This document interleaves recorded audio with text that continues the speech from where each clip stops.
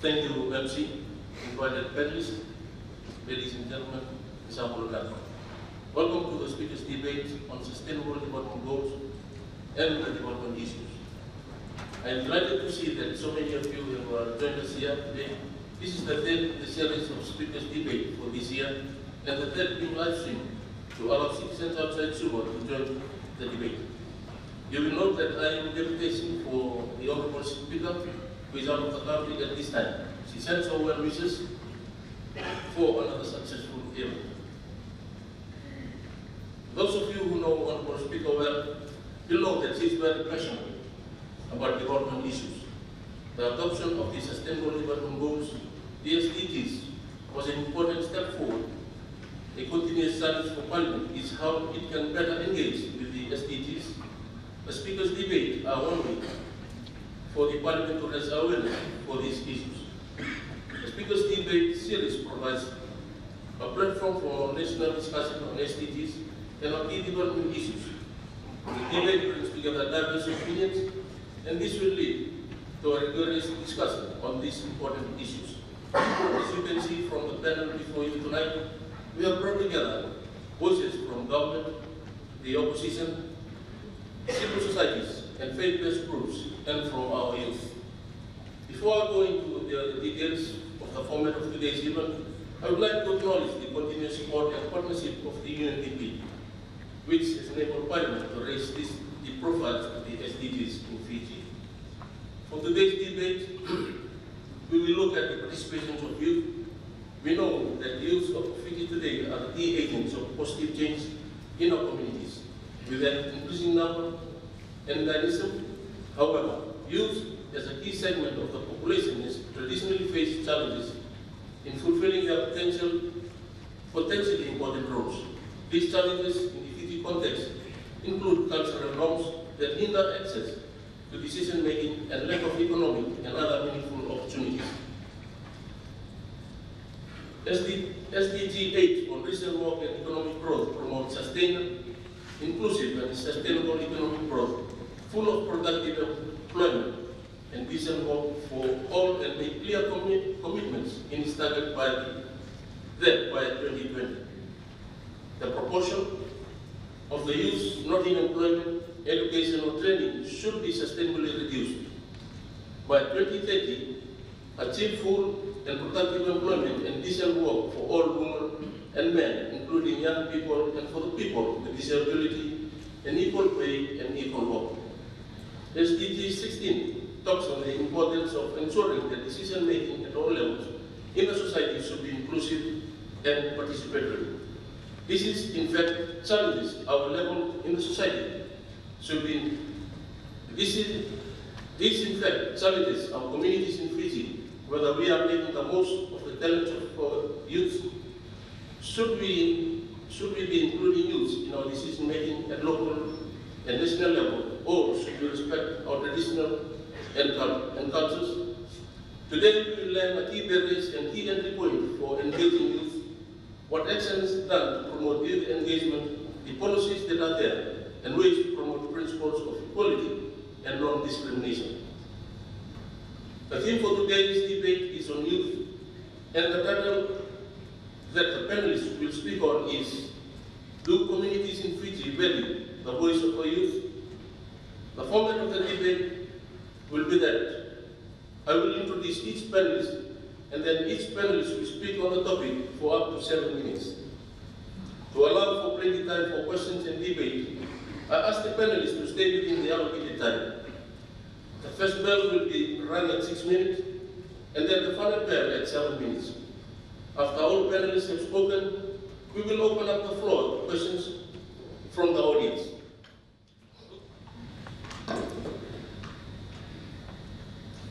Thank you, Honourable Speaker, Honourable Deputy Speaker of Parliament, the Honourable Ministers and members of Parliament, fellow panelists, and distinguished guests. The question this evening, do communities in Fiji value the voice of our youth? To me, it's both fundamental for as Minister and to our democracy. Thank you, Honourable Speaker and Speaker for your initiative and vision to get this debate for the youth. Youth liberty or autonomy in Fiji is most often governed by culture and tradition across the diverse Fijian communities. Youths are socialized into a system of seniority, culture and traditions. In today's context, with the enormous impact of social media, this has led to a need to shift our paradigm as a society, and youths are becoming more vocal, more visible, and regarding their issues, and that I believe is a good thing. Honorable Deputy Speaker, since I took office in 2014, I made a commitment with my staff at the ministry to reach out to the unreachable. It was a strategy to meet youth wherever they are, in the villages, youth clubs, comfort zones. This we have done concisely with the Assistant Minister for Youth and Sports, Honorable Ines Delano. We have traveled with my staff to the interior villages of Midileu and Mugoleu, sometimes on horseback, 8 hours crossing a river 24 times, to the remotest of Ireland, including Rotuma and the Lomai group, the open plant and several locations.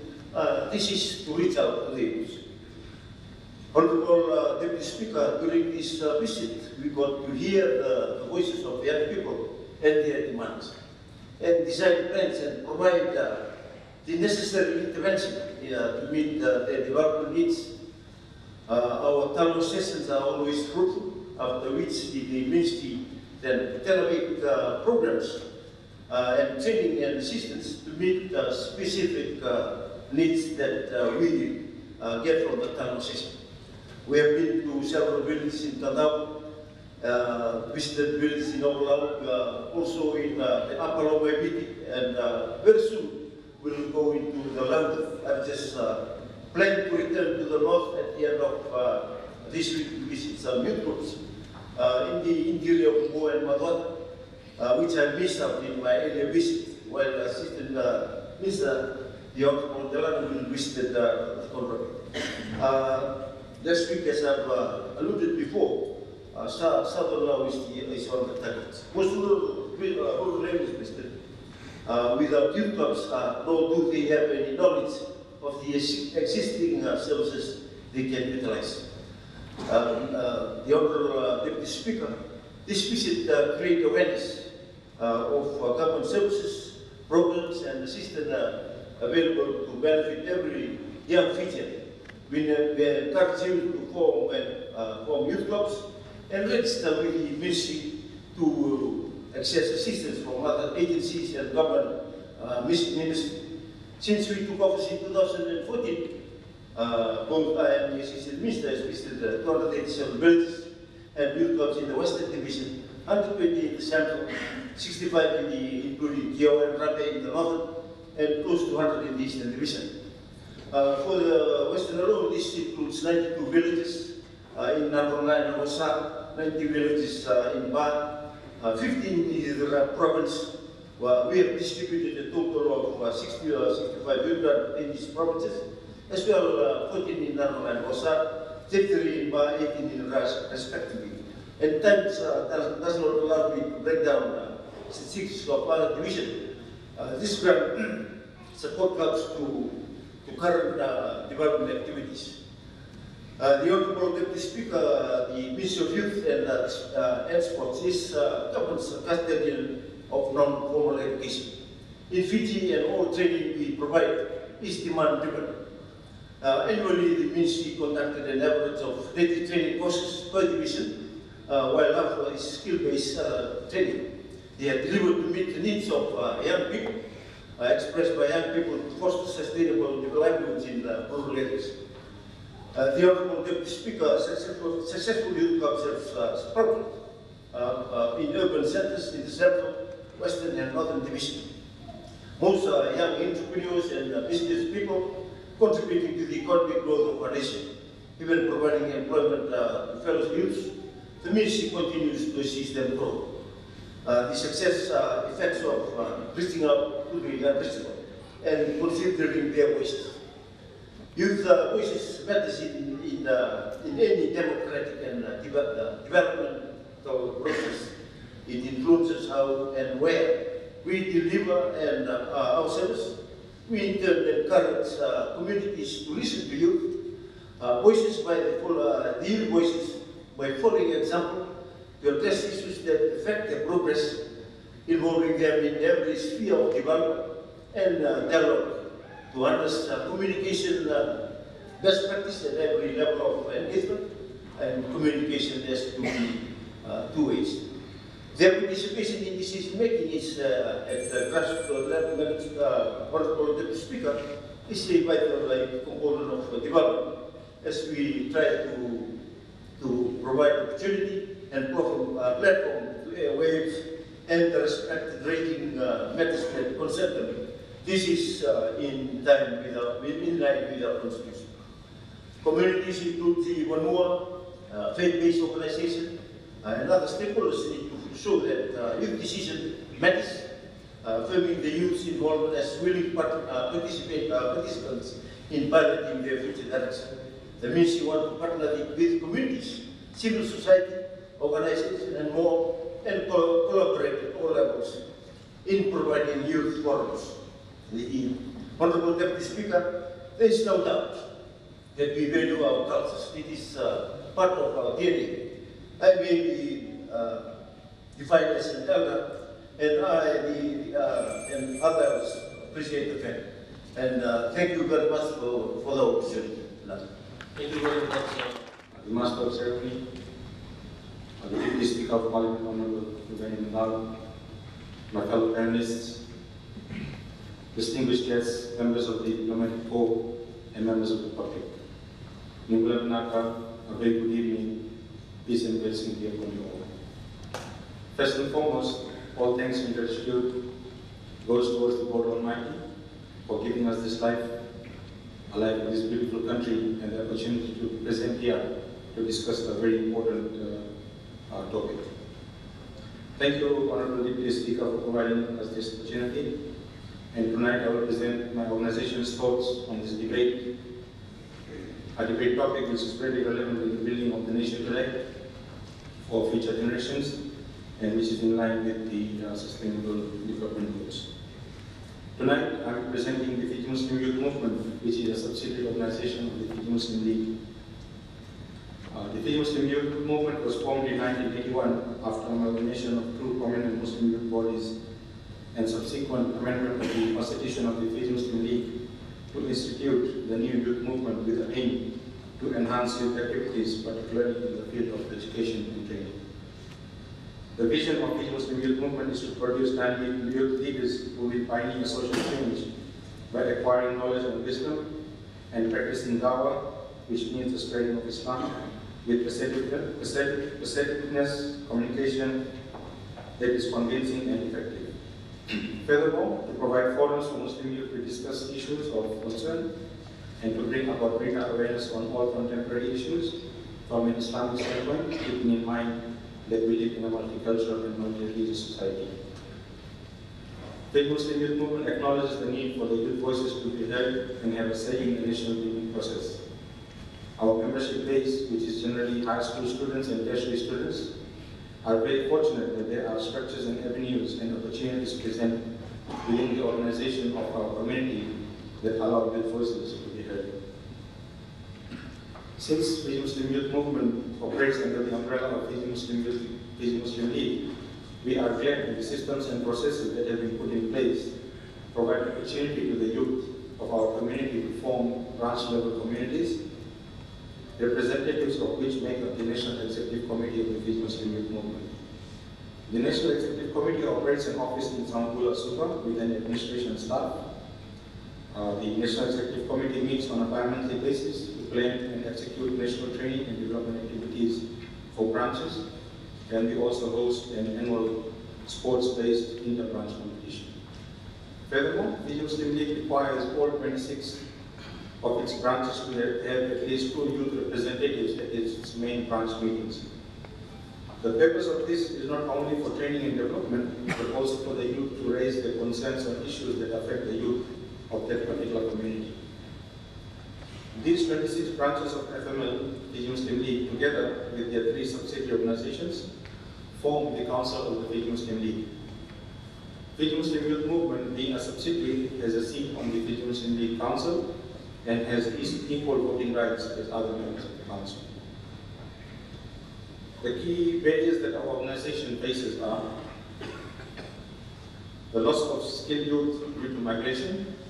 Due to the history of Fiji, we have experienced that in the past, people that we have spent money on, that we have developed in the leadership trainings and the character development, they have left our shores for greener pastures, and that has been our key hurdle. The second one is shortage of training and camping facilities. We are very much dependent on the Fiji Muslim League to provide infrastructure, and we have been using our schools and prayer centers as our training centers. And we would like to have our diverse atmosphere that we could let our youth training so that they could concentrate on leadership developments. We have a shortage of resource personnel within our community. We are very much dependent on outside agencies to provide us resource personnel, experienced people to talk on some of the key issues that affect our youth. We have financial difficulty as our membership is mostly based off tertiary and high school students. We do not burden them with fundraising activities as such. One other key barrier that we identified was the members lose interest in our youth group after they have graduated from the tertiary organizations. And we are trying to put in strategies to counter that. Some of the key points that we have identified for engaging youth at national and community level are the Muslim schools managed by the Muslim League provides a good membership base for Muslim youth for us to concentrate our training on. We use the availability of social media as an excellent platform to reach out to the modern youth. The scholarship and loan schemes that are funded by the Islamic Development Bank, Human Care International, etc., gives the Muslim League, the Muslim Youth Movement an intellectual pool to select trained leaders from. The integration and participating in national activities by the Fiji government enables networking with multicultural and multiracial youth and provides opportunity to showcase our learnings. We have affiliations with international organizations that opens up similar opportunities among smaller Pacific Island nations. In order to promote youth engagement in political and economic and cultural life, FMY conducts annual youth camps as a national event. We provide leadership training and character building, which are key underlying objectives. Being a faith-based organization, we specifically do not associate with any political party or political activity, but our members are free to exercise their right as a citizen of Fiji to engage such. One excellent example is the current Member of Parliament, Honorable Muhammad Musalim, who has been an active member of the Fiji Muslim Youth Movement branch, Barafu branch during student days. And he has attended our various leadership training camps right until up to his graduation. We have been able to influence the Muslim League to put in some policies that have put us to acquire a seat on the Muslim League Council. Also, we have mandated to do the representatives at from the branch. Thank you very much, Mr. Minister. Members of Parliament, my fellow panelists, ladies and gentlemen, and the youth that are here in the audience this evening. Before I start my presentation this evening, may I acknowledge the ancestral owners of this land, of the Wadoma Domai, Torana Kisura, and the people of Domai. Honorable Deputy Speaker, in my life as a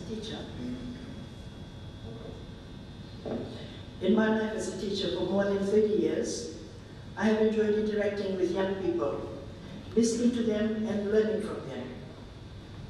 And in my life now, I still hold the same view, whether in the office or in the village.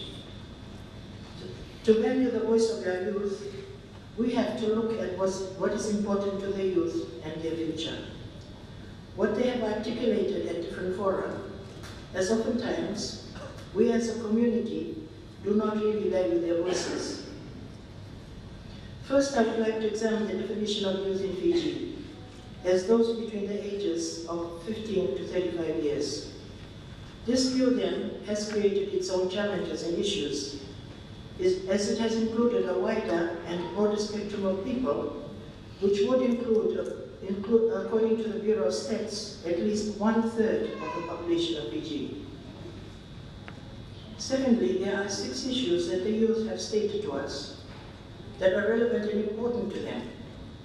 These are employment, education and training, cultural norms and traditions, decision-making platforms and stakeholder connections, influence and impact of SDG goals 1816 and connecting with decision-making platforms and stakeholders. On unemployment, which currently is one of the major concerns of the youth as they enter the employment market, as there is hardly any detailed or advanced planning to create and provide work to match the number of people entering the job market annually, particularly the great number of school leavers.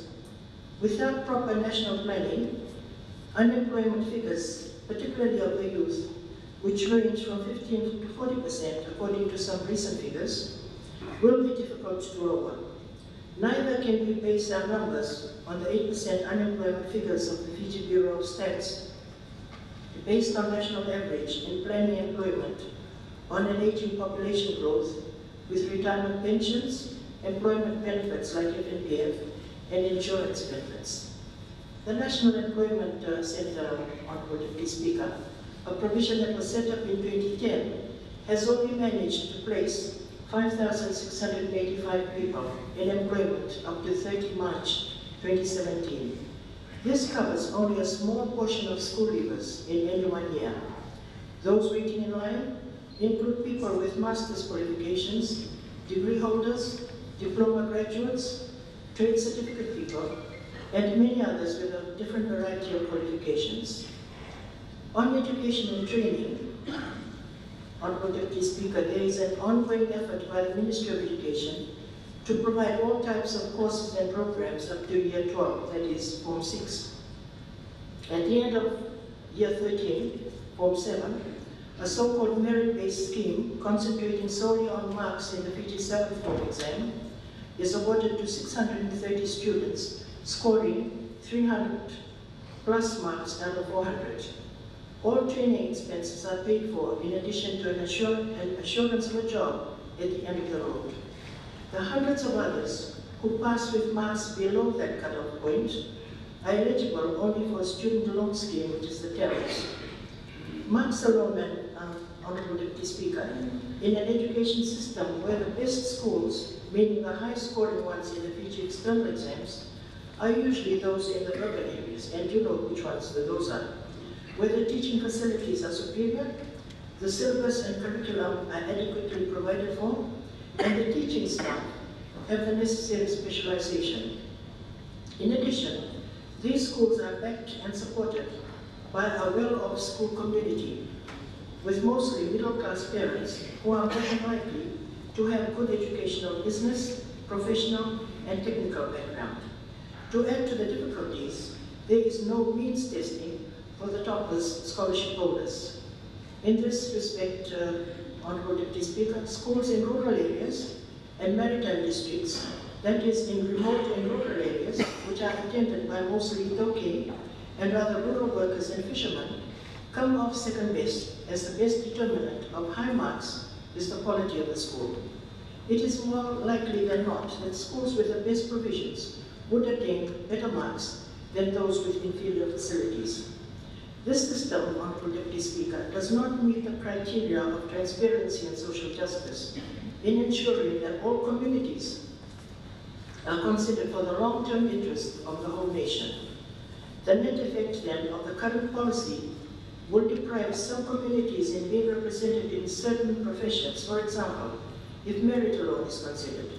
In the past few years, for example, Itoke, with a population of 62% of the total population, have hardly been awarded the toppers in medicine, while up to some 10 and 15 years ago, they were well represented in the medical profession. Are we saying that Itoke are not good doctors and that they do not have the ability to take up the award now or in the short term?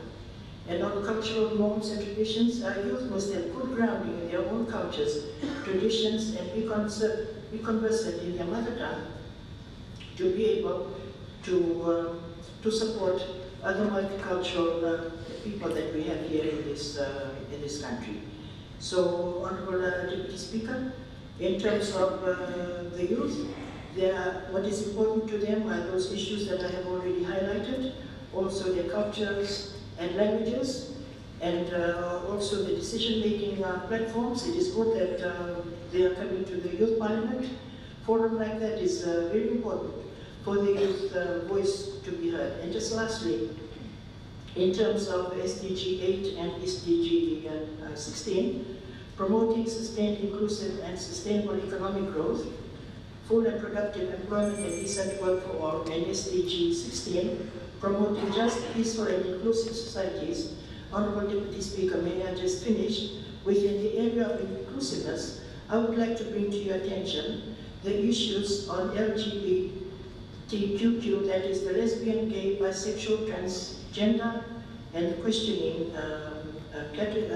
young people and older people too, who should also be considered, as inclusion and social cohesion weigh heavily on the minds of the youth, as we also want fairness. Thank you, Honorable Leader. Thank you, Honorable Deputy Speaker. Thank you very much for your contribution.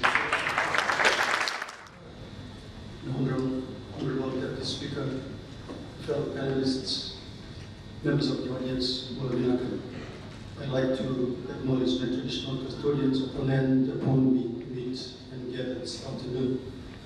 I would also like to acknowledge UNDP for allowing me to be here and contribute to this debate. I wish to begin with a story. Some of you will remember the Form 2 social science curriculum some years ago. In a family-related topic, we were asked to identify the number of grandparents we had. The answer is 4. I counted 16. I was confused and challenged my teacher, but was politely corrected that one only has 4 grandparents. So who were these people I referred to as my grandparents in the Fijian context? My Tukais and my Bumus. This did not lessen my affinity towards them, but it troubled me that something I held to be true could easily be dismissed by a different knowledge system and the custodians of this system. It was until university that I was comforted by the fact that the view I held so passionately at the age of 14 years was equally valid. There are a few themes from this story that I wish to weave into the discussion of whether communities in Fiji value the voices of young people. The first is that context influences young people's understanding of the world. Second, this understanding is filtered through dominant paradigms dictating what and how one learns.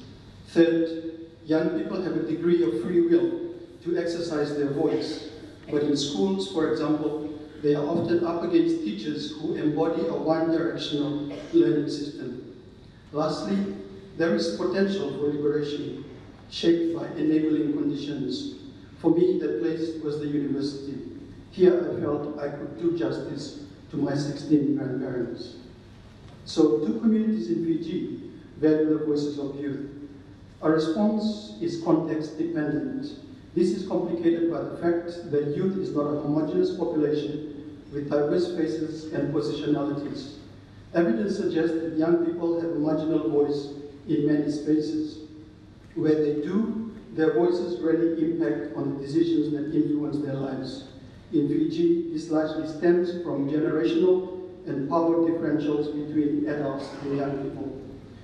The insistence by national, regional, and international frameworks and declarations for the inclusion of young people's voices demonstrate this reality. However, young people are citizens, imbued with rights and freedoms. As a natural consequence, they have a voice. This voice is more than just utterances. They include, but are not limited to, opinions, ideas, and participation. Valuing the voice of young people allows them to take ownership of their issues and lives, be listened to, and have their voices considered and be partners in decision-making. This, in the long term, inculcates a culture of tolerance, respect, connectedness, and goodwill. I wish to briefly explore this in relation to 3 general themes: traditional and community space, institutional space, and the youth community. Our traditional settings, as we've heard, are organized according to status differentiation, influenced by rank, seniority, and gender. Young people, by virtue of their social position, occupy a subordinate status. Their voice is represented by the phrase, performance, and responsibility. One interesting development in this space is the current consultation of the proposed drainage bylaws. The bylaws have been prepared with noble intentions and have received both support and criticism. I do not wish to weigh in on this debate, but these are considerations on how the bylaws propose to deal with the reality of Itoke young people in contemporary Fiji. Could the purpose of the bylaws as they relate to young people be realized in other ways? To what extent are the views of young people being accommodated?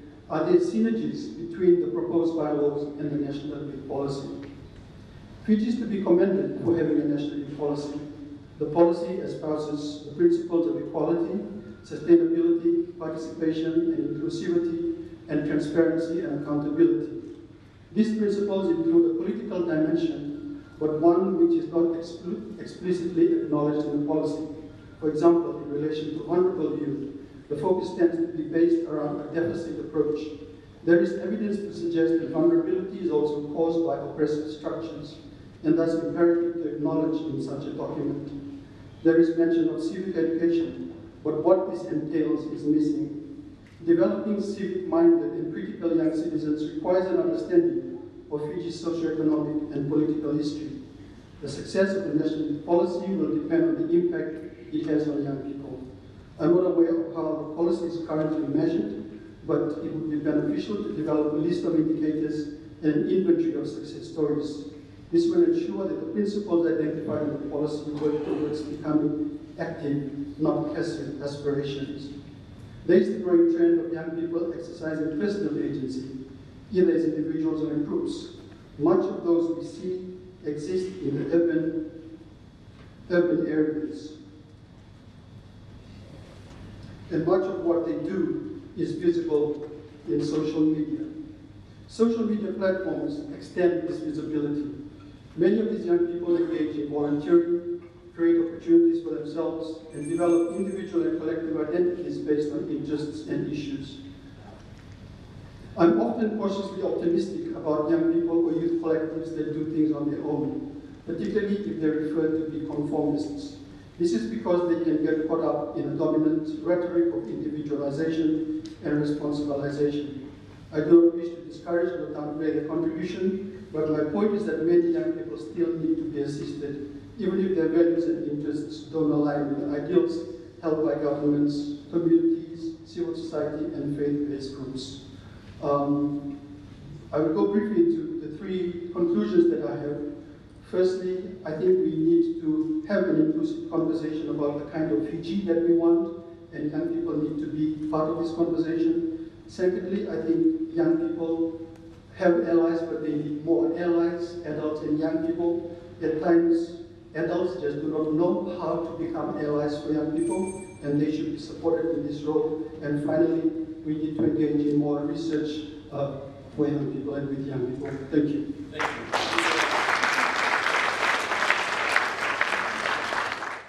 Thank you.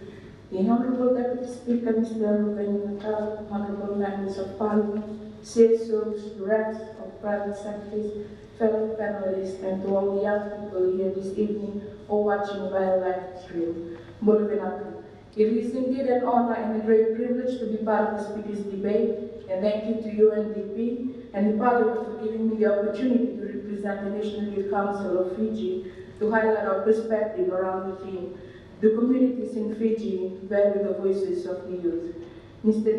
Deputy Speaker, the topic is of great importance as it signifies participation of our youth in our nation from the grassroots levels. To start off with an answer to the theme, I believe it could be a yes and no answer, depending on the context. Valuing voice in terms of participation could mean different things to different communities. Some communities consider youth to be part of everything, where they treasure and cherish the ideas that are brought about by the young people, allowing them the freedom to express themselves. At other times, young people participation is merely seen as presence in a meeting, the culture of being seen but not heard. For example, in a village setting, they could be part of a Bosevakoro or village meeting, but will only speak when asked putting into consideration the structure and boundary that is in place. One of the key barriers that the young people face is that we do not have the ability to articulate opinions of public speaking, lobbying, and negotiating. We lack the skills required to speak out at a time simply because from a very young age, we are told not to question authority, be it at home or in the classrooms. This leads to us having a complacent attitude toward national problems.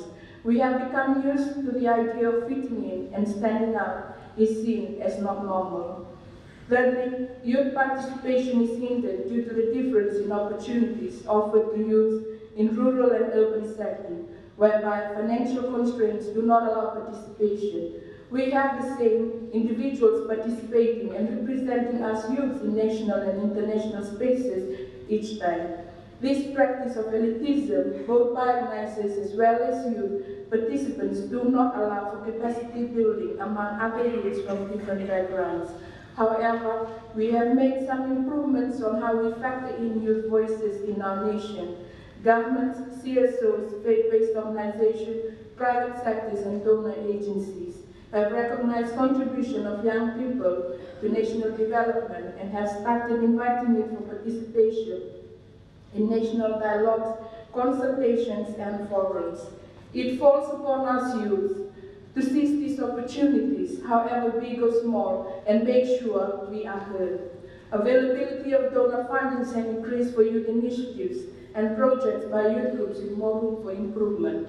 In the past, the National Youth Council of Fiji has represented the Fijian youth nationally and internationally in conferences, committees, and boards that have endeavored to make our voices heard regionally and internationally. The National Youth Council continues to strive in fostering good relationship with the government, CSOs, and the private sector, as well as regional and international organizations. The National Youth Council of Fiji had started an exercise to create a registration of all youth groups wishing to be a member of the Council. The purpose of this was to create a channel of communication from a national level right to the community groups on opportunities for engagements and access to funding. There has also been development on a number of policies, such as the financial policy, disciplinary action policy, policy on meetings which will work well for transparency and accountability. The Council is also working very hard in fulfilling one of the principles of our Constitution, which is based on inclusiveness, which prohibits discrimination.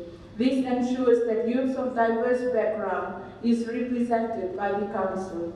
Over the years, the Council has gone through periods of dormancy and revival based on government priorities on youth development. With all this in place, the Council continues to operate with those who have volunteered their time based on their passions for youth development of young people, but in which most do not have the capacity for the need of the Council. To ensure that we continue to improve our mandate, Mr. Deputy Speaker, the National Youth Council is in much need for regular technical and funding support for projects and paid staff to carry out day-to-day activities, government CSOs and public sector partnership, capacity building as there are high turnover of the Youth Council leaders, and the need for proactive capacity building plan. Most of all, we will need the support that will assist holistic development of youth leaders, which is a hand-in-hand moral support and understanding to the growth of the young people, whether it be political, religious, or traditional, spiritual, economical, social, etc. I understand that the Youth Council for the past few years has not functioned in a manner that most of us would have expected it to. However, my takeaway message for youth is to take ownership of the Youth Council, as we will not be able to take it to its former glory if we pick among ourselves. And YCF has a lot of potential for being the voice of youth, and for that, young people must never lose their voices in questioning the Council. With the rights and freedom that we have comes responsibility, the responsibility of being righteous, transparent, and accountable to every decision that we make. To the Minister and the Government, I ask your support in recognizing the Youth Council as the premier voice in Fiji. We humbly ask that we be represented in national task forces, committees, council, and advisory boards to ensure that decisions made today for the future, taking into account the views of the future generations. And to see us so present here today, I would like to say that our objectives are mutual, that we all want Fijians and Fiji to prosper. We have our different focus areas, example, women, children, entrepreneurship, or education. And this gives us more reason to partner and collaborate due to the diverse skills needs for our youth. To conclude, our participation has to mean more than presence in gatherings. We need the space required to be able to highlight issues that are relevant to us and for our nation's sustainable development. Tokenism and elitism is allowed no, as it doesn't help us young people to grow. We have heard many times that youths are the future leaders, but I say to you that we are leaders today and be recognized as such. We need to take up the mantle of leadership and lead changes within our communities. Mr. Deputy Speaker, just to finish off, a line from our national anthem inspires me, and I quote, "For Fiji, ever Fiji, let our voices ring with pride," unquote. This pride of our beloved country is the young people, as they are our today, tomorrow, and the future. Renata.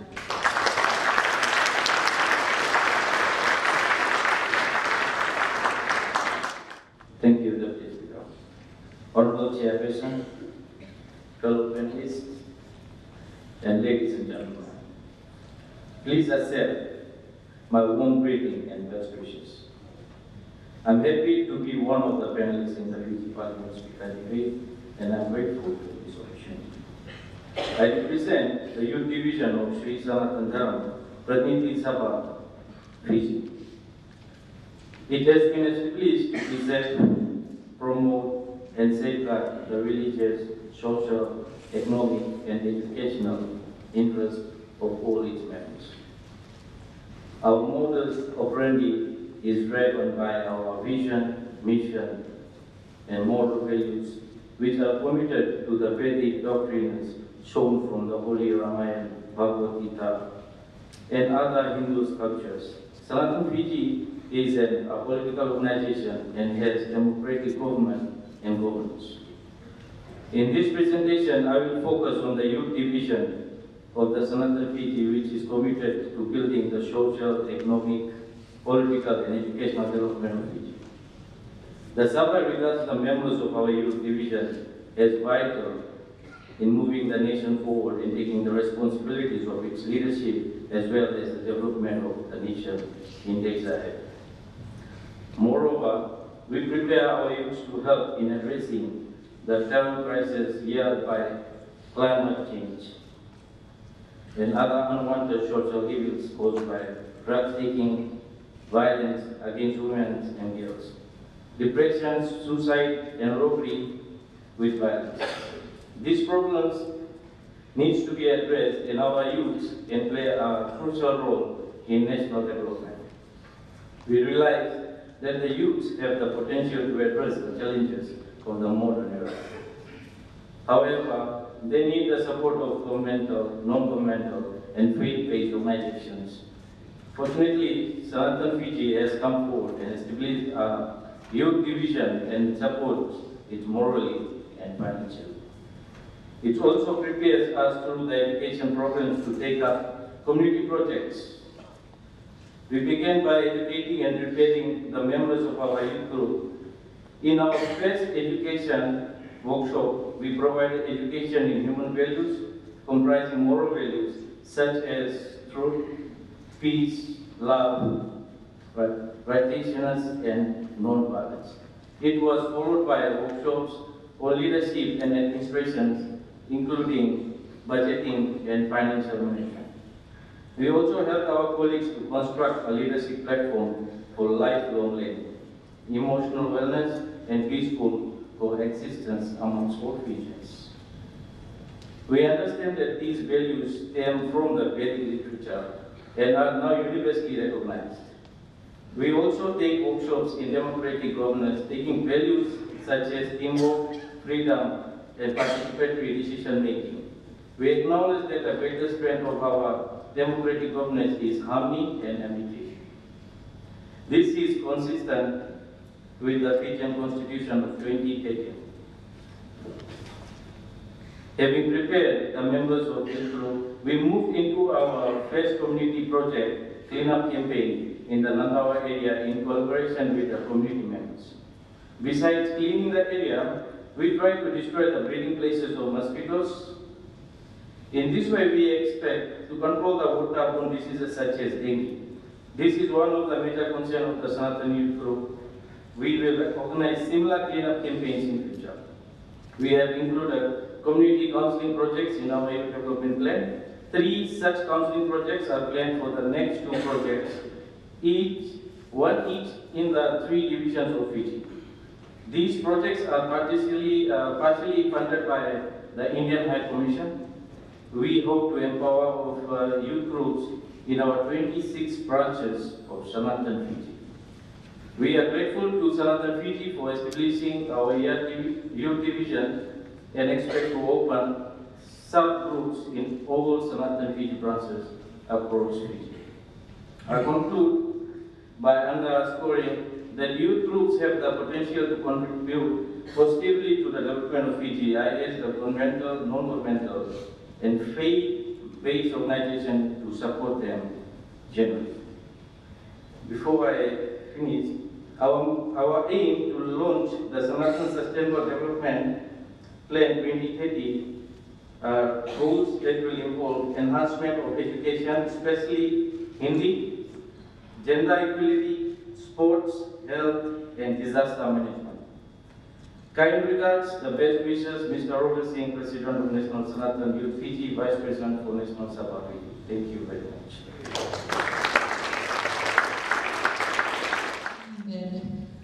I find it disheartening and so sad that issues such as this would still highlight ethnicity differences.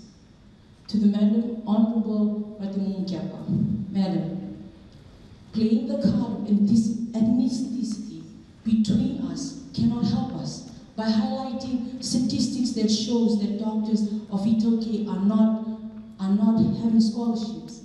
How does this help us work together? Because it only fosters hatred between the two. My question is towards the Honorable Tuitumbo. Sir, you have been engaging in awareness program in all of the interior places. My question to you, sir, is through this engagement and awareness, what has been the outcome of this engagement? How does it give communities to value the voices of our youth through your engagement, through your awareness? Yield to the chair. Mandated for non-formal education, and that's what we bring across by giving a second chance to those who drop out from the formal education. And that awareness is spread across the 4 divisions, and we have come with the output. And outputs, we have reports of people finding work, employment, back to employment, and even back to formal education. Those who have dropped out from formal education by doing non-formal education training for those youths at youth clubs, villages, settlements, and those in the interior, the maritime, or the urban areas. They are, we as a ministry giving them a second chance, and majority of them are making use of it. I hope I answered the question. I thank you for your statement. And the last thing I want to do is to bring ethnicity into the space, but that's the reality, and those are based on facts and figures. And our concern is that if this is not addressed, in a few years' time, you will see the reality in the wards and hospitals. That is why it is being made here this evening. The National Youth Council Secretary mentioned something along the line that leaders are future of tomorrow. Our future leaders. I think that statement has been misused a lot. Real and meaningful leadership for youth begins today. And in saying that, we have been treated as passive onlookers and as tokens. So my question is, I can see a few politicians. The upcoming general elections, youth hold a large voting bloc. Can you involve youth at board levels, decision-making levels, rather than using them as tokens to canvass votes? Thank you. I think we all value the voice of the youth. And I can tell you that in my own village, I'll just take a slide back to the village because that's where I live. We have some members here from my family, and they are in positions of responsibility. They can say whatever they want to say at any of our meetings. And now that's right on the grassroots level. Right up into the high levels, the youth parliament. The youth parliament, we appreciate the issues that the youth bring up from their various groups, their associations, and the groups that they represent. So I believe that we are valuing the voices of the youth. Having said that, they also have to come forward and to be part of the decision making. And you cannot do that if you are sitting back. You have to make yourself known. And I believe that one way of doing this is to be a volunteer. If you're a volunteer, you have a foot in the door, and people take notice of you. In my own office, in the office of the opposition, we have youth here, and we enjoy having the youth. And there are people that we value because they bring in your voice, other than just parliamentarians there. So maybe other people too might want to. I'm not sure whether I'm addressing what you have brought in, but for myself, we have the youth in our office, in my home and elsewhere where we have in the areas of decision making to be done. Thank you. A few comments. These are based on some observations and sort of work that I've done. Currently, I've completed some work on young politicians who stood in the last elections, and the findings are coming out soon in a journal article. But you're basically right. Few young people are interested in politics. They identify that the support structures aren't available for them to do that, and I sort of take the point that there needs to be assistance, and particularly from government and from civil society organizations and international NGOs. And that's why I made the point earlier that young people need allies. I'm sort of convinced that at times adults don't really know how to engage young people. Sometimes they are afraid to engage young people. But I think adults need to sort of, to extent, be humble. And that's also something that's coming out clearly from the young people I spoke to. Another point is that quite active young people come from supposedly privileged backgrounds, not economically privileged, but I think many of them have been able to access social, cultural capital that they have access to. Some of this through family and community support, others through their own individual endeavor. They worked hard, they committed, they wanted to be active, and they wanted to aspire to be politicians later on in life, and they've done that. But your point, I take that there needs to be a lot more support, particularly for young people, and an environment created. I think the critical period, particularly for political parties, is the period between elections. I noted that after the last elections, the space was quite dominant. But now, I think a year from the elections, there's still the activity is sort of beginning to pick up. But I think if we are to have engaging young citizens this needs to be consistent. Even in the very minute spaces that exist in, even in our families, amongst our peer groups, there's a lot of political talk, that happens. This needs to be captured, this needs to be harnessed, and I think there needs to be a conversation that we have as a society about how young people become part of this structure. Thank you. My question is to Mr. Rohit Singh and Mr. Anis Khan. I noticed that I've read that you two are leaders of two religions, religious bodies, Sanatana Dharma and the Muslim League, which represents quite a large number of youths. My question is there are there any plans to do a project together as two major religions instead of a separate sects, so that the voice of the youth is heard loud and clear instead of two separate religions? Thank you, the Honorable Mr. Ashmi. As I have mentioned lately, that we love to work together to do more community projects, more youth empowerment, to build a strong foundation with the youth. We really need to work together as one team. We have to join our hands together. That's what I have said previously. Like us, Sanatan, we have opened our doors for all the other religions and all the NGOs to come and support us and keep hand in hand, hand in hand, so that we can succeed together. And I love to work with you, sir, in coming up future. As we have already discussed, I think before this coming up. So in coming future, we might, and you will be getting that news. So thank you very much for asking that question. Over to you, sir. Thank you, Mr. Sulaiman, for the question, and Mr. Singh for his input.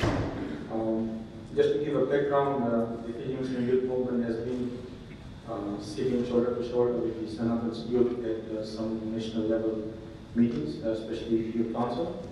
And there was a proposal to have a joint session to address some of the issues that our youth are facing. And I have taken that message to my National Executive Committee, and we have discussed it in the meetings. There are some constraints on our part because as FMYM, we have only 2 national events per year, and most of it are concentrated on training and leadership development. And we are very much in the habit of using some of our Muslim schools and prayer centers as training centers. And we would like to venture out into a new atmosphere, have a neutral training ground, hire a hall that would take some money, some funds. And I discussed briefly with Mr. Singh that we should continue with this discussion. And hopefully, with the will of God, we would like to assure that we will be planning to have in the future a joint seminar or a joint workshop with the Muslims and the Sanatan group. And we will address youth issues such as SDGs, drug abuse, substance abuse, suicide, and so forth. Thank you, Mr. Singh, and we'll exchange addresses in proper structures and government. One of the issues that we see is that sometimes this falls apart when it gets to a difference in opinion between young people and government. And I'm interested to hear from government and the leader of the opposition, but also in the interest of hearing from young people, from the youth representatives, what your advice is to deal with a difference of opinion to prevent the relationship from falling apart. Thank you very much for that question. As I have mentioned in my speech on the responsibilities that comes with everything that, with every decision that young people has to make. But in relation to our relationship with the government, lately I have been in correspondence with the ministry on how we can better our communication standards, varying on some of the issues that comes across the decision making. But as to date, I have the ministry working very closely with me in solving some of the issues that has occurred. Thank you. Thank you, Mr. M. The leader of opposition. That's one of the reasons I like talking to young people, because they always have a different opinion from mine. Speaking to older people, they tend to agree with me more. So with the younger people, I get a different opinion, and sometimes their reasoning is very sound. And most times I would go along with it and support them. That is my own personal opinion of working with young people who have a different take on things, because I mean, I have many more years that belong to the older generation. They belong to the 21st century, and I like listening to them and their reasoning, and most times I will go along with it. Strangely. Thank you all for the opposition. And now for Minister for Youth and Sports. Yes, to answer the question, we cannot afford to ignore the voice of the youth. For us, government, we listen to all here inclusive, and we listen to all youth groups. For you youths here, the policies that we have a youth policy, and if you can be registered or you be a single entrepreneur, that's how we see youths of today to get involved into business, into income generating policy. But yes, we listen to all the youth voices. It's very important. My question is really directed towards the Minister for Youth. But before that, I just want to acknowledge the wonderful work that the Honorable Leader of Opposition has done for young people in this country, and also for different initiatives. And there's never been a leader like her that's ever for this country. So in saying that, going through all the issues that we see, the issues also facing the National Youth Council. Also, after 10 years of Frank Bainimarama, we've seen a youth budget that's decreased. We've seen our National Youth Day, taken away from us. So after all of that, I'm just wondering, if I were to, with maybe a few other young people, come up with a youth bill, actual critical legislation that would ensure that budgets stay the same, would you agree to table that bill, Honorable Minister? Thank you. We have a youth policy which is available, that you can look into that and come up with those ideas in the youth policy.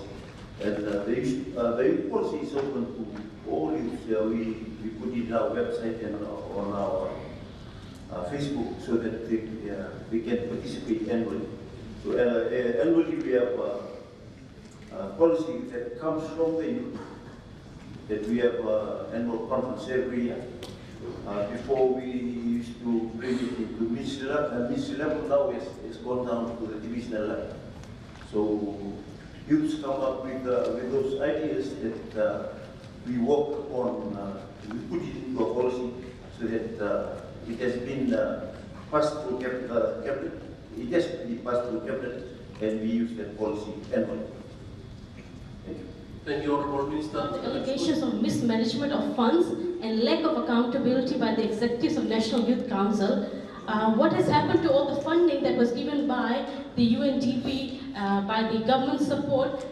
What transpired after all that? Because there are youth organizations here who are not getting any support, and you're still asking for more support.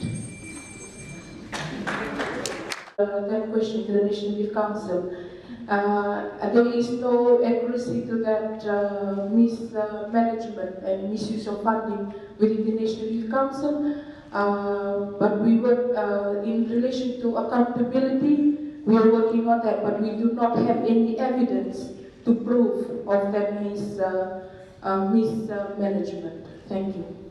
I'm Avikesh from FNU, but I'm here as a youth. I'm going to ask the question, it goes out to every individual sitting in front there, but mainly to the Minister. How are we preparing our youth as individual organizations for the presidency of Fiji for COP23? Thank you. Yes, going around the country for the awareness, during our awareness, we come up with the climate changes. And we expressed it to the youths that invited us or that we formed the awareness with. And something that really new here is climate change. And COP23, I think we are chairing will be the president very soon. And the youths have been involved in the making of a logo. I think school children and all those that are involved, we have with the logo, and also it's open to all youth organizations and youth clubs on climate change and COP23 terms. Can I just add to that, please, Honorable Speaker? In terms of how the youth are getting involved, the more urban youth, you may have heard of this group. They're in New York, attending the Oceans Conference.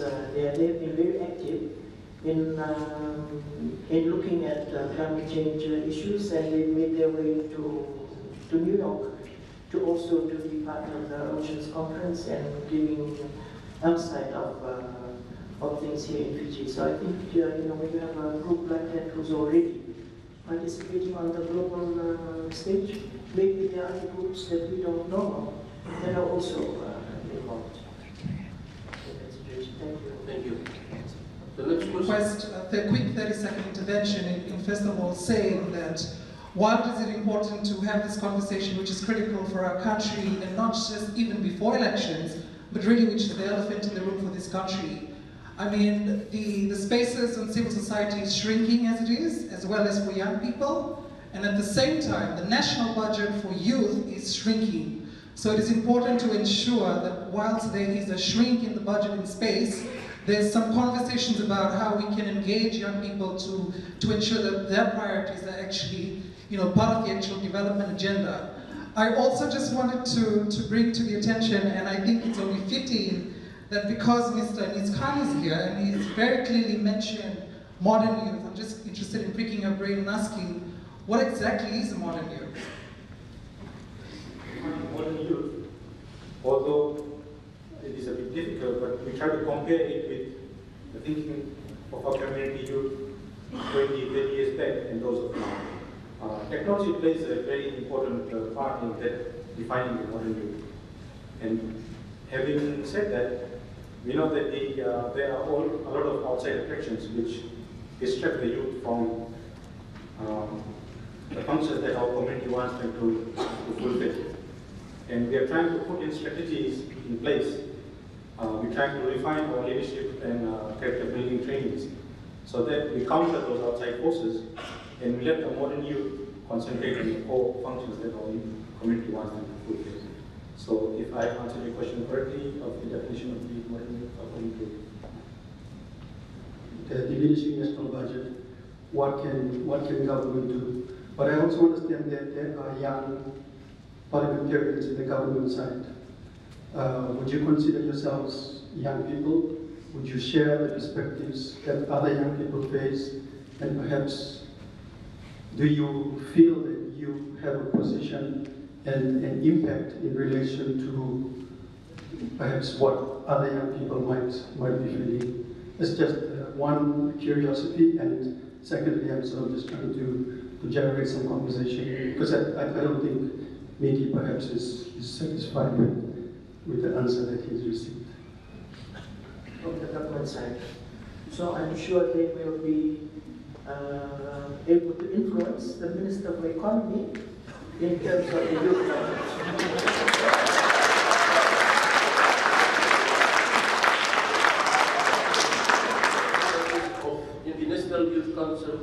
or Fiji logo represents the government, the church, and the manual. How does that embody the diversity that the National Youth Council of Fiji claims to promote in a secular Fiji? Thank you very much, Mr. Kelvin Anthony, for that question. I might be sitting here as a young Itoke woman representing the National Youth Council, but I haven't gone deeper into talk about what does the National Youth Council stands for. Actually, like I have mentioned in my speech as well, that we are working on one part of our constitution, which is on inclusiveness and on the representation of the National Youth Council. At the moment, we have, I think, 3 Indo-Fijians that are part of our board, and one of them is a rep from the Muslim League, and the other one is an Indo girl from Singapore. Time and again, this is also one of the challenges that the National Youth Council faces. We do get, we have affiliations from other ethnicity, but the problem is sustaining them, keeping them within our council, where we know they are fully engaged within the national body.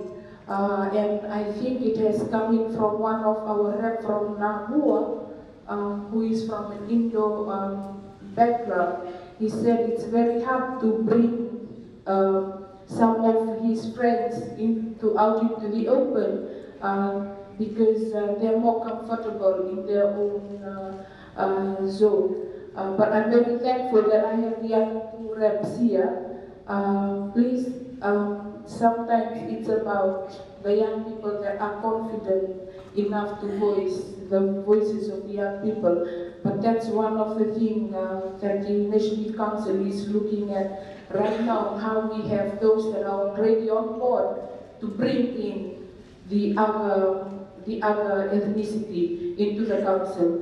But please, as I speak, I'm not only speaking for myself or for the ethnicity that I represent, but I'm also speaking on behalf of the other major ethnicity groups in our country. Thank you. That we are working on sustainable development projects. So therefore we need more youth participation in that, we are, for example, we are doing one ocean, we want to have one ocean anti-pollution campaign, whereby we want to clean up the oceans and plant mangroves with the help of the community and do more awareness programs. And we also want to look into we want to look more we want to do more sustainable development projects. So likewise we have been doing it earlier, and we want to do it more, and we need more support for the youth, like the ones sitting here. So if you put some initiative, join us, there will be more way. Thank you. Thank you, Mr. For youth with disability. My question is, what have you done for youth with disability? What are the programs? Because you say it's inclusive. As for me, I haven't witnessed any programs for youth with disabilities.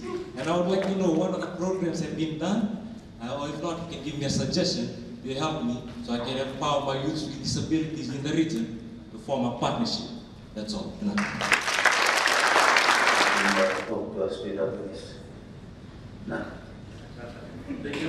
Organization carry out any program to facilitate gender diversity and empowerment.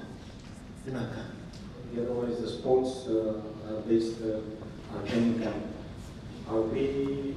Although we are faith-based, but our membership base is multiracial. Not only we have Indo-Fijians, we also have Ethiopian Muslim leaders, and very recently we have tried to outreach and get people from PNG, Samoa, Kiribati, Vanuatu, and Solomon Islands. Mainly those students who are studying in the test institutes here in Fiji, and some of them are tested at the institutes run by the Fiji Muslim League. And the training and development structure that we have in place is non-discriminatory, and it promotes the principles of equality. Thank you, Mr. Robinson. Thank you. We would like to do a cleanup campaign together, and we would like to do that throughout Fiji. We want to carry out throughout the Fiji. The main purpose, as I have already said in my speech, it's very important that we start, we should be tidying up our home first before we ask them to tidy your house. And likewise, we are also wanted to involve, more youth, partner with in sports and more in community work, so that both of us will benefit. The youth, community, and our growth, which is our aim. Thank you. Thank you, Mr. People with different abilities. Fiji Muslim Youth Movement, we have restructured our annual sports event to include some indoor sports to encourage participation from students with different abilities, those who are not able to take part in the regular outdoor sports that our country is very much used to. So we have restructured our sports activity. We have got indoor sports as darts, carom, and we hope to get some sponsors to introduce PS4-based FIFA games in the forthcoming events. Thank you. Thank you, Mr. Mr. President of the Sanathan Youth Fiji. Mr. Singh, thank you for deliberation. And like you mentioned, democracy is one of the fundamental pillars of Sanathan Youth Fiji. Now my question to you is, what has the Sanathan Youth Fiji done in the last few years to promote youth development? Thank you. Not much, but likewise, I have, before I conclude with this, I recently joined with the Sanathan Youth Fiji. So as I joined in March of this year. Well, in 1 month, we have did a lot of, we have got a lot of youth now working with us. And likewise, we are establishing more branches throughout Fiji. And we have done, we have started with our cleaning campaign. And this focus, was in regards to all those diseases which was coming up, with the dengue fever. That was the major concern. Likewise, as we know, in dengue there was 918 people were affected by this. So likewise, we have did this. And we are looking forward to have a counseling session.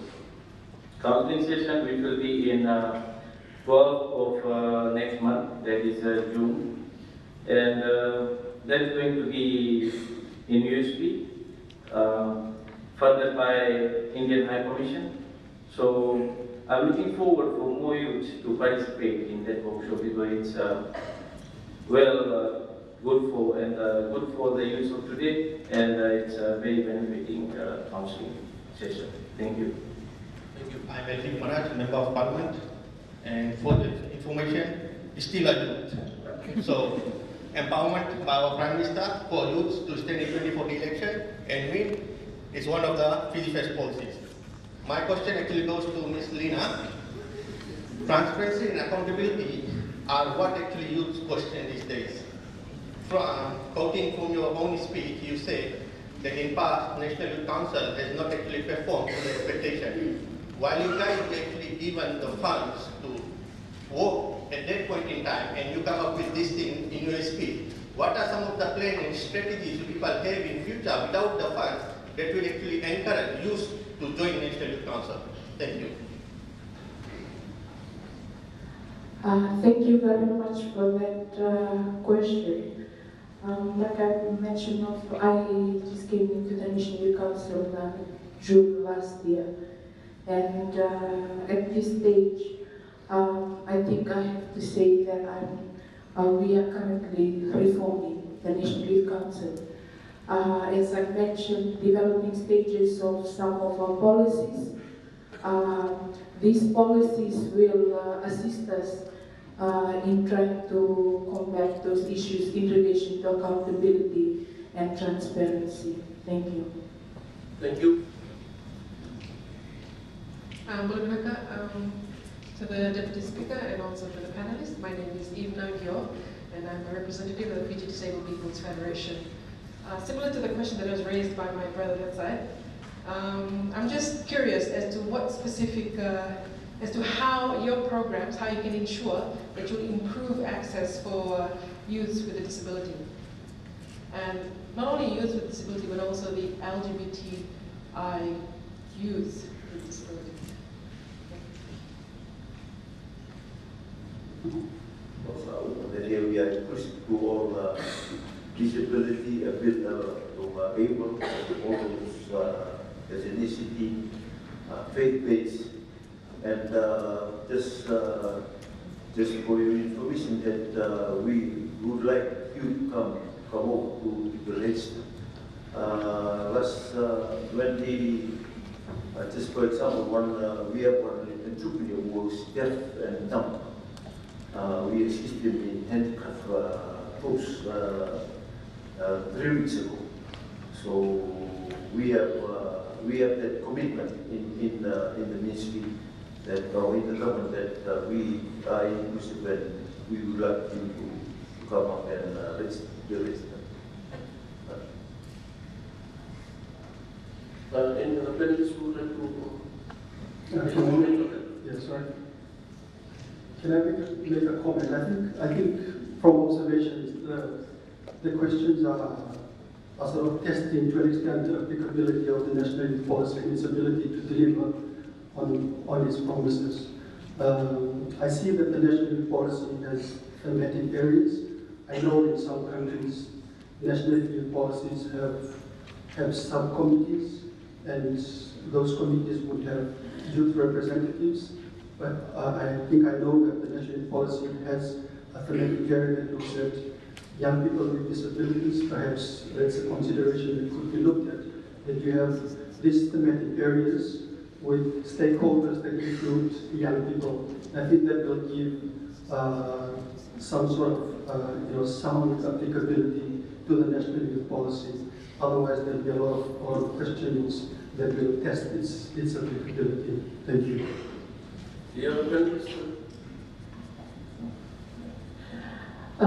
Just to answer to your question, that's one of the areas that we really need assistance on.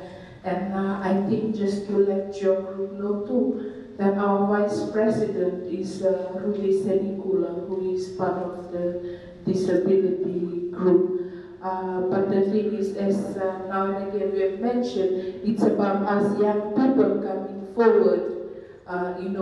We might be having those titles, but implementing it, how the messages are channeled down to the youth groups that are there at the grassroots level, and that's one thing that we are working on at the moment within the National Youth Council. Thank you. My name is Mavi. I work for GIZ McBio, and I represent myself. In line with the questions, the question that my dear brother has said on climate change and the question on the board, do communities in Fiji value the voices of the youth? And my question is directed to all the honorable panels.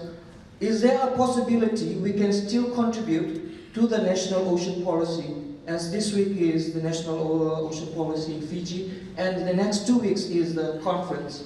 And if we have to value the voices of youth, what are your opinions? Can we still contribute, the youths can contribute to the national ocean policy? Samalo. For them to take with him, voicing your issues, I'm sure they will be willing to participate in that, in whatever it is that you would like to bring up for consideration. maybe that's the best I can do. They will be leaving shortly, so if after this you would like to meet one or two, then that's the best we can do at this stage. Thank you. Thank you. Thank you. Yeah, to answer that question, yes, it's still open. You can come forward with your opinion, and it's very important to listen to the youth voices. My name is Benisa, and my question is directed to the Honorable Titumbo. I'm just wondering about youths, and in our communities there are people that are mentally disadvantaged, they're challenged. Is there an existing framework for them? Because the youths from 5 years back, the ones that are on the street are still on the streets, and just wondering whether they are valued too as youths. Are they classified as youths? The youths are from 50 to 25, and the government is inclusive. As I've mentioned before, as I've told that whether you are able or disabled, we are open to your requirements. And yes, as long as you're a citizen, you are part of this. So you can be registered as disabled or employed. Is that answer the question? So we can help. Thank you, Honorable Minister. Thank you, Deputy Honorable Speaker, for giving us the opportunity. I have, after listening to the questions and answers, and I have come up with some recommendations that we take back from this session. The first one is to establish an interagency coordination amongst the broad range of public authorities, both at national and local levels. What I'm trying to look for is a youth incubator that we could set up frontline agencies such as police, teachers, businessmen, social workers, which could equip the youth in terms of political, economic, and cultural development, use development tools, guidelines, and provisions of training, including human rights, racial tolerance, and gender sensitivity.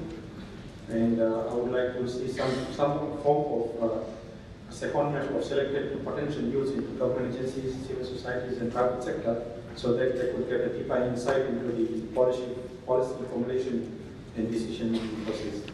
In conclusion, I would like to quote a line from Pakistani poet Allama Iqbal, who said that the nation is not in need of a sword, the character of whose youth is likely to stay. Thank you.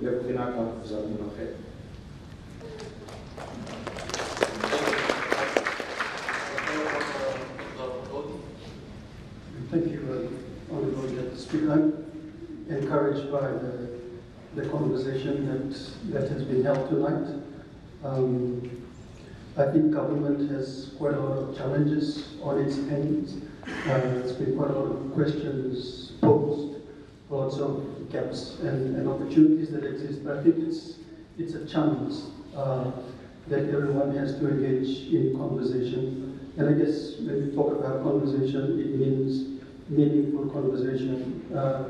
I hear the Honourable Minister talking about inclusivity. What does that mean from from a government perspective? For example, there's a lot of unknown, and for me particularly as a researcher, I would like to encourage younger people in universities to take up postgraduate studies and research the issues that are meaningful and that concern your lives. Donor agencies, I'm aware that there's always competition for your donor money. There's always the rhetoric about the value for money in research funding, but I think there are individuals in this room who would support sort of much more sustained and meaningful research contribution to looking at the issues that young people face, not only in Fiji, but in the region. And just finally, I'd like us to contribute to educating our citizens, particularly the younger generation, to be conscious. I think it's important that our young people be conscious citizens, to be confident, to be able to speak their mind and be able to state a position that they have. Often a lot of our young people are unable to express themselves. I think it's quite important that we need to build a confident nation. We need to build confident young people, and it begins with working with our young people to develop a level of consciousness for the way forward. Thank you. Thank you, Dr. Macaulay. And I call upon the Honorable Minister for his response. Yeah, I must thank Honourable Speaker for the initiative, for having the question that comes up tonight. I know that youths are very important as a minister for this ministry, and we know that they are persistence, determined, and also they are creative, and we need to listen to your voice. And the government, as the doctor said about inclusive, we are pro-poor, inclusive, and all and everything. That we must come forward and tell us what are some of the commitment that you have. You want us to be involved, want the ministry or the government to be involved. And I must thank you again for the question that comes up tonight, and I hope we are open and listen to more dialogue from you, youths of Fiji. Thank you very much. Thank you, Honourable Minister. And I call on Ms. Lina M. Thank you very much, panelists, and also to the audience for those questions. Despite the challenges, the National Youth Council will plans to strengthen our service deliveries within its umbrella bodies, namely the Provincial Youth Forum of the Fiji Islands and the Youth Assemblies. We will continue aiming to strengthen our relationship with strategic partners such as the Ministry of Youth and Sports, the Pacific Youth Council, UN agencies, and other multi-sectoral, multilateral, and civil society partners. And also let's do away with tokenism and elitism among our young people. Our young people are the agents of change. Let's value our young people as a stone full of gem with an inestimable value. With that, once again, I would like to thank the Parliament Office and UNDP for allowing us the opportunity to come in and voice our perspectives based on the theme question for tonight. Thank you, Ms. Linen. I call upon the Honourable Leader of Opposition, Honourable Robert Munkel. Thank you, Honourable Deputy Speaker. Just on a few points. I thank the people who have turned up this evening, especially the youth, for supporting this initiative by Parliament and UNDP and its partners. Just some recommendations, Honourable Deputy Speaker, that unemployment is a huge issue with young people. And the recommendation here is that 50% of the total number of data costs, equivalent to the number of school leavers for any 1 year, be budgeted and funded for to be filled by youth applicants, which are recommended by a Youth Employment Advisory Board. And the second one to that, Honourable Deputy Speaker, is that all toppers awards must be made more transparent, and that a more inclusive and creative approach should be undertaken in ensuring all communities are eligible for these awards. And the third one, Honourable Deputy Speaker, is that youth be encouraged to have a good grounding in their own cultures, traditions, and languages, so that we appreciate other group cultures in our communities. And just lastly, Honourable Deputy Speaker, that whether the youth are able or disabled, you are important members of our society. And I hope that one day some of you will get into Parliament so that you affect change that needs to be done, especially concerning the youth. And I think the best people to do it would be the youth members themselves, will be supported by other youth members who are out there in the community. So whatever you do, I just wish you all the best and God bless you all.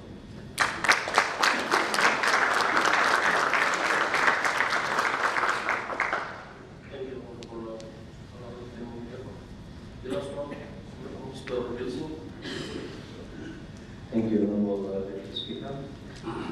Thank you very much today's youth for coming and listening to our views and all those things. And I would love to take in whatever you have shared today. And please bring it some more issues that you have and you want us to solve. In summing up, Sanatani Youth is working towards launch of its Sustainable Youth Goals 2030, and we look forward to work with all civil, social, and government organizations. To view more about our work, you can visit our social page on Facebook, Sanatani Youth Fiji. So if there's anything, you may come and share your views, your views or your issues or anything if you want on our Facebook page, which is Sanatani Youth Fiji. Thank you. Thank you, Mr. Before we conclude, there was a question that was posed on the floor in regards to the Ocean Conference. For your information, the Honorable Salud Terangoro will be attending the UN Ocean Conference. For those of you interested, we can discuss this after the speakers debate together with the Minister and the Leader of the Opposition after this. And then I would like to take this opportunity.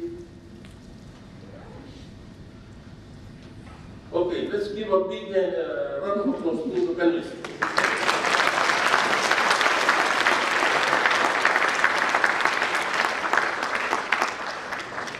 Before I forget, let's also thank the sign language interpreters and the members of the deaf community.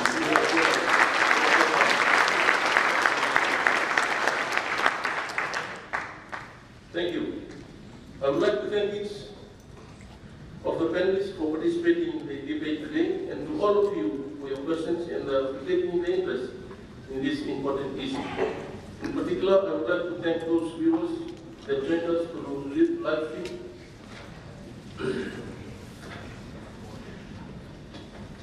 I would also like to thank the UNDP Fiji Parliament Support Project and their donors, the European Union, the Government of New Zealand, Japan, and Australia for their support for the speakers' debate. Finally, a big thank you to all Parliament Secretariat and staff who have worked so hard to make today's event a success it has been. We will be announcing soon the subject and the date for the next speakers' debate. Vinaka, please do join us for some light refreshment. Now.